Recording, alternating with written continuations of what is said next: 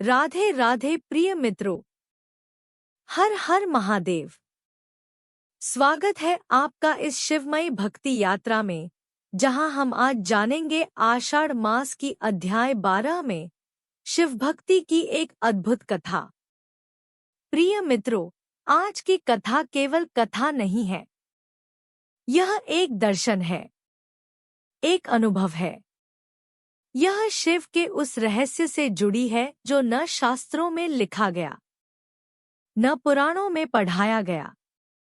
आज हम चलेंगे एक अद्भुत तीर्थ की ओर, जिसे न आप नक्शे में पाएंगे, न ही किसी राजा के ग्रंथों में। यह बस उन लोगों को मिलती है जो निस्वार्थ भक्ति के मार्ग पर चल पड़ते हैं। आज हम जानेंगे शिवशिला के प्रकट होने की रहस्यमय कथा, भक्तिका नामक एक कन्या की तपस्या, और कैसे एक पत्थर शिव का जीवित रूप बन गया। तो आइए, अपने हृदय को खोलिए और सुनिए इस दिव्य यात्रा को। कथा आरंभ होती है एक छोटे से ग्राम से, जहां न तो राजपाट था, न वैभव।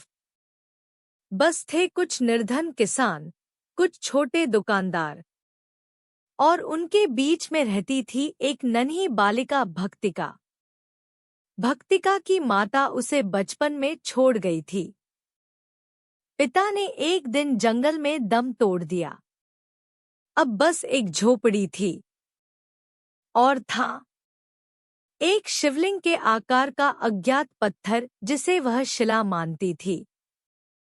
भक्तिका उस शिला पर रोज जल चढ़ाती, बेलपत्र अर्पण करती, और मन ही मन कहती, हे महादेव, तुम मुझे नहीं जानते, पर मैं तुम्हें जानती हूँ।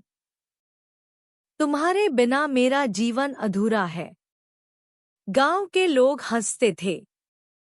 ये पगली लड़की एक पत्थर को शिव समझती है। इस शिला में कोई चमत्कार नहीं, छोड़ दे इसे। पर भक्तिका की भक्ति अडिग थी। वह न हटी, न डरी, न टूटी। हर दिन, हर ऋतु में, वर्षा हो या तूफान, वह उस शिला पर जल चढ़ाती रही। एक दिन गांव के मुखिया ने उसे अपमानित किया। अगर ये शिला सच में शिव है, तो क्यों नहीं बोलती, क्यों नहीं चमत्कार करती? भक्तिका ने उत्तर दिया, जब मन शांत होता है, तब शिव बोलते हैं। शोर करने वाले कानों को उनका स्वर नहीं सुनाई देता। आषाढ़ मास का प्रथम दिन आया। भक्तिका ने संकल्प लिया, पूरे आषाढ़ मास में व्रत करूंगी। न भोजन, न विश्राम, केवल शिव और यह शिला। प्रत्येक दिन वह घंटों शिला के पास बैठी रहती, शिव का ध्यान करती, मंत्रों का जाप करती। उसकी आंखों से आंसू बहते, पर उसके होठों पर मुस्कान थी। हर दिन एक नई कथा सुनाती उस शिला को। नंदी की भक्ति, सती का त्याग, काल भैरव की उत्पत्ति, महाकाल की लीला। उसने शिव को मनाया, अपनी पीड़ा, प्रेम और समर्पण से। एक दिन, आषाढ़ की द्वितीया तिथि पर, अचानक एक चमकदार प्रकाश उस शिला से निकला। भक्तिका भयभीत नहीं हुई, बल्कि उसकी आंखों में आस्था की ज्योति और तेज हो गई। शिला से धीरे धीरे श्वास जैसी ध्वनि आई। उसने सुना। गांव के पशु पास आकर शांत हो गए। पेड़ों की पत्तियां हिलनी बंद हो गईं, और शिला पर कमल का फूल प्रकट हुआ, जो किसी ने चढ़ाया नहीं था। यह संकेत था, शिव चेतना जाग चुकी थी। पर यह पूर्ण नहीं थी। इसके लिए भक्तिका को एक अंतिम परीक्षा देनी थी। शिव की चेतना ने भक्तिका के स्वप्न में कहा, यदि तू सच में मुझे पाना चाहती है तो तू अपना स्व छोड़ दे। मैं तुझ में रहूंगा, लेकिन तू मुझे छोड़ दे। यह सुनकर भक्तिका मौन हो गई। क्या वह अपने अस्तित्व को मिटा सकेगी? क्या वह खुद को उस चेतना में विलीन कर सकेगी? और फिर आषाढ़ मास की पूर्णिमा को वह शिला के सामने बैठ गई। 3 दिन तक उपवास किया। अंतिम बार उसने जल अर्पित किया और मंत्र बोला, शिवोहम शिवोहम।